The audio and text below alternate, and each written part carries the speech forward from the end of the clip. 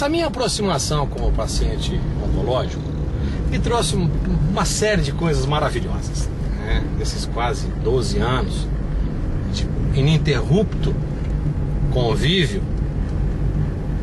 com o paciente, tanto no acolhimento espiritual, terapêutico, quanto no consultório, me trouxe assim algumas visões, e hoje estou convicto, né, de que os milagres que acontecem no processo de cura, que os pacientes citam, puxa vida, eu sou o resultado de um milagre, eu acabei formatando isso, verificando o tipo de paciente que acessou o milagre. Eu falava uma vez numa palestra, comentando com eles e tudo, a respeito de questões de ordem religiosa e espiritual, porque quando a pessoa fica doente e principalmente tem um diagnóstico de um tumor, uma coisa, vai morrer. Ele vai morrer, ele faz acordo, vende a alma e faz promessa, enche o cu da cobra. E aí, nesse entremeio, uma vez eu conversando com um grupo, eu falei, gente, por favor, existe uma coisa que é clássica na natureza, que é imutável, são as leis naturais, a ordem natural das coisas, né, aquela criada por Deus, a ordem universal, né, que vai desde do movimento das galáxias, a órbita planetária, o clima, o ciclo de germinação, o processo de divisão celular, né? Isso tudo obedece criteriosamente um ritmo, e este ritmo é diferente para cada situação, ele é peculiar, ele é particular, né? Então, se você espera que alguma coisa aconteça num estalar de dedos, como se houvesse um sorteio e Deus dissesse, como se Deus dissesse alguma coisa, agora esse aqui foi o sorteado, então hoje ele foi agraciado com a cura, isso seria tão inconsistente diante da grandiosidade do Pai, diante da ordem natural das coisas. É um contrassenso fazer essa afirmação. Para mim isso é absolutamente claro. Entretanto, algumas pessoas creem piamente, absolutamente, que pela sua religiosidade, pela sua fé, pela sua certeza, ela ficou curada. E então tá. Vamos escanear esta situação. Vamos olhar para isso com um olhar clínico, um olhar pontual, para verificar o que exatamente aconteceu. O fato, eu vou dar um fato e vocês têm a tranquilidade para extrapolar isso para a enésima potência. Um dia, nessa nossa conversa, falando a respeito de processos religiosos, eu disse para o pessoal, olha gente, se você estiver esperando por um milagre, eu recomendo que você espere sentado, porque o milagre demora um pouquinho, tá?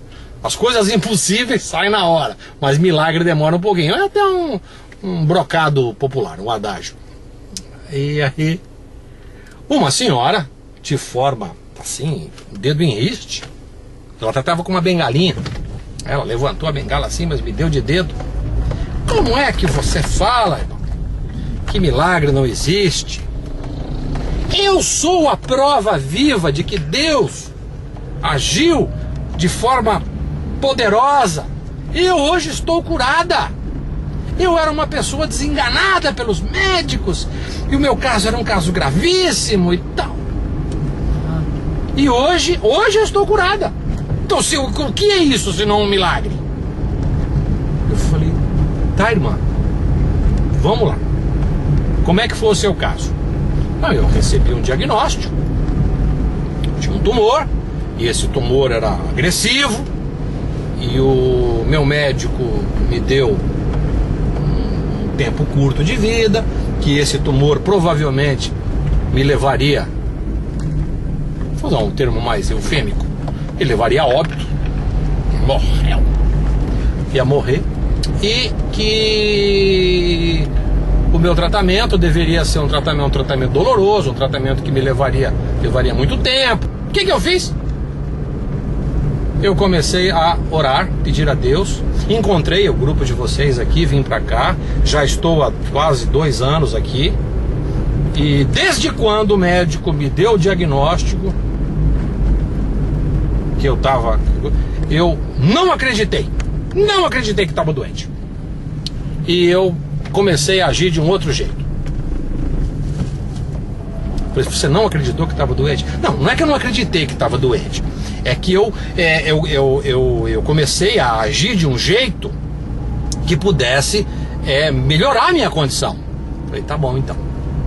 Então vamos conversar mais sobre isso. E tinha aproximadamente 60 pessoas ouvindo no mais absoluto silêncio aquela narrativa daquela senhora. E eu fui induzindo, fui colocando questões indutivas para que ela me respondesse com a verdade, evidentemente, mas que pudesse levá-la a uma reflexão sobre o milagre que aconteceu. Eu vou já fazer a síntese. O que é o milagre? O milagre é quando nós nos adaptamos às leis de Deus. O milagre é quando nós nos aclimatamos, nos harmonizamos, estamos em ressonância com a lei maior e com a justiça divina. Aí o milagre. Aí você vai ver as coisas realmente acontecerem. Irmã, me conte então como é que foi a sua trajetória desde quando o médico deu o diagnóstico para você. Na hora que ele me deu o diagnóstico, eu imediatamente fiquei, o que a gente diz, encagaçada, né?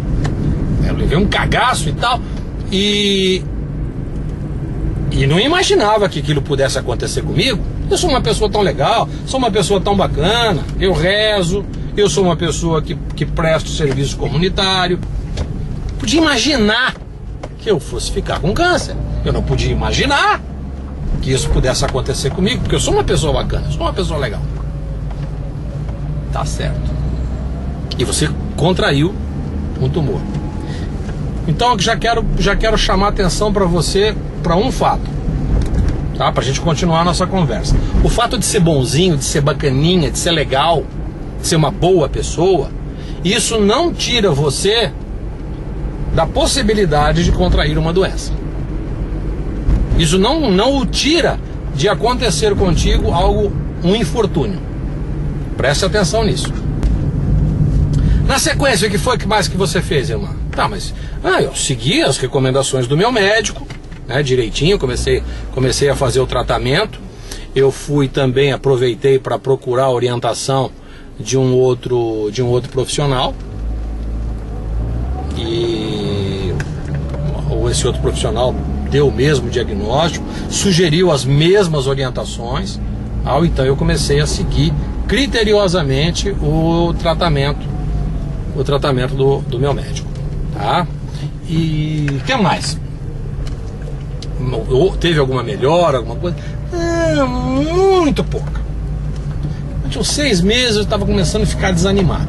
Aí eu vim pra cá, comecei a ouvir as palestras, comecei a ouvir algumas instruções e tudo mais, e entendi que tinha que mudar algumas coisas em mim, as minhas atitudes, eu deveria estar fazendo coisas já que tivesse a ver com o meu propósito de vida, e deveria deixar de fazer coisas que eu faço ou que eu fazia há muito tempo, me desincumbi de algumas coisas. Tá, e aí então o que você voltou, o que você começou a fazer? Coisa que eu nunca fiz, exercício físico. Comecei a fazer exercício físico. Mas como assim? Você foi numa academia? Não. Eu, falando com o meu médico, ele me encaminhou para um cardiologista. Eu fui lá, o cardiologista disse que eu estava bem, tranquilo, fiz os meus exames. Aí ele me recomendou um trabalho aeróbico, caminhar todo dia. Mas você gosta de fazer exercício? Não tenho grandes atrações por exercício físico, mas eu os faço. Eu fiz porque era uma recomendação do meu médico. E ele disse, se você fizer, isso vai te fazer bem. A outra coisa, eu aprendi, e eu não tinha essa noção, de que eu tinha que me alimentar de forma adequada. E eu achava que me alimentava de maneira adequada.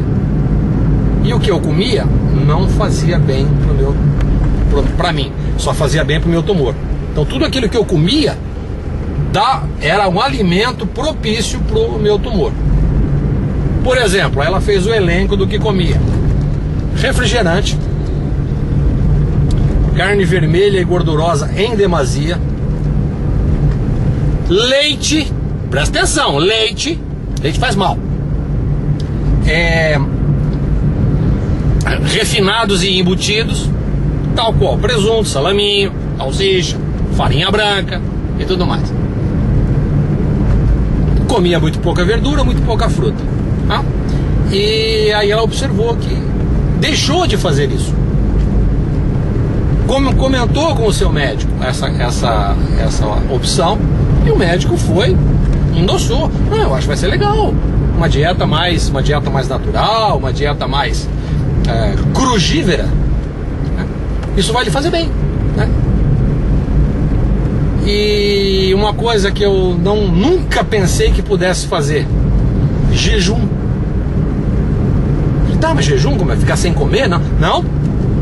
Eu descobri, através de estudos, que se você ficar pelo menos 1 ou 2 ou até 3 dias, claro, sob orientação médica e sob os cuidados do seu terapeuta, você pode ficar até 3 dias com uma dieta de, no máximo, 200, 300 calorias.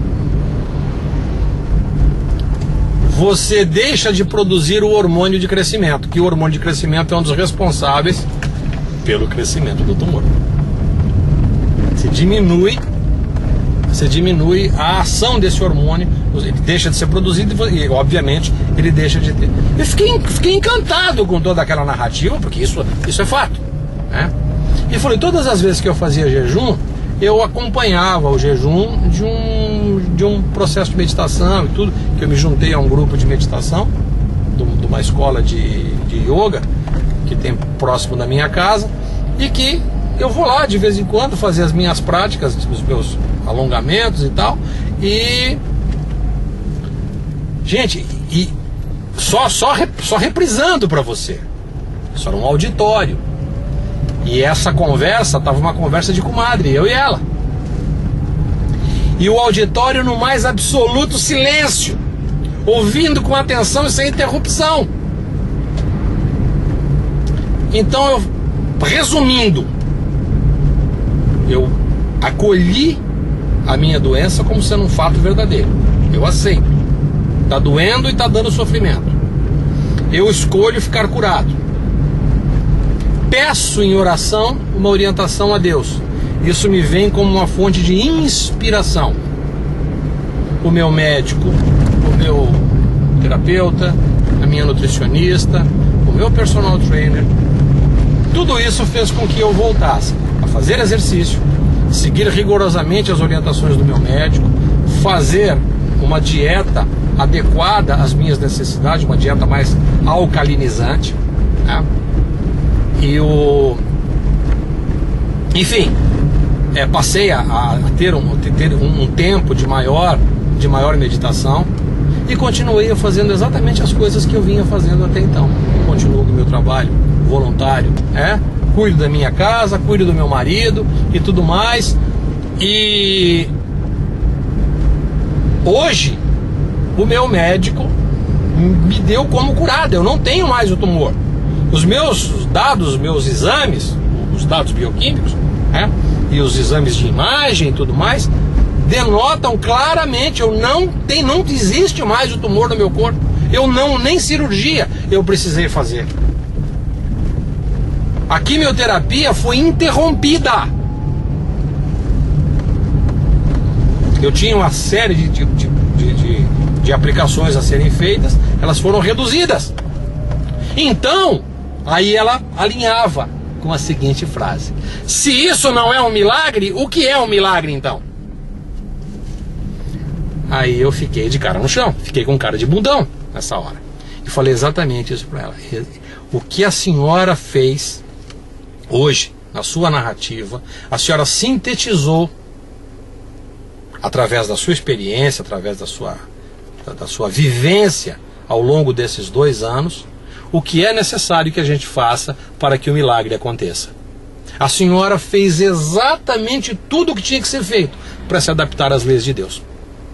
O seu corpo estava em desarmonia com as leis de Deus. O seu corpo estava ácido, o seu corpo estava deteriorado, está tudo certo. A vantagem, a senhora tinha um pensamento coeso nessa hora. Tinha uma sustentação espiritual nessa hora. Isso lhe fez muito bem. Mas isso só não bastaria. Se a sua atitude disciplinada e orientada não tivesse colocado no caminho da lei e da ordem. Assim as coisas funcionam. Este é o milagre. Aconteceu o milagre com a senhora. Então, hoje eu conto essa história inúmeras vezes. Eu tenho essa pessoa, ela, de vez em quando eu encontro com ela, emagreceu, tá com uma jovialidade, tá com um vigor, tá com, sabe, aquela coisa assim gostosa de se ver e olhar. É uma pessoa coerente, hoje fala com serenidade, calma, continua com a vidinha dela, sossegada, já está com quase, se não tiver 70 anos, está quase, né? Mas é um semblante jovial, uma pessoa, sabe, encantada com a vida e saudável, tá? Podendo viajar, ir e vir, fazer as suas coisas, cuidar da sua família e ter prazer na vida. Este é o verdadeiro milagre. Então, tenha responsabilidade com o seu processo de cura. Seja persuasivo consigo mesmo. Se encante com a ideia de ficar curado. Se encante com a ideia de ser saudável. E aí você será uma pessoa útil. Será uma pessoa que vai expressar aquilo que existe de divino dentro de você, aquilo que é divino na sua essência, no seu coração, na sua alma.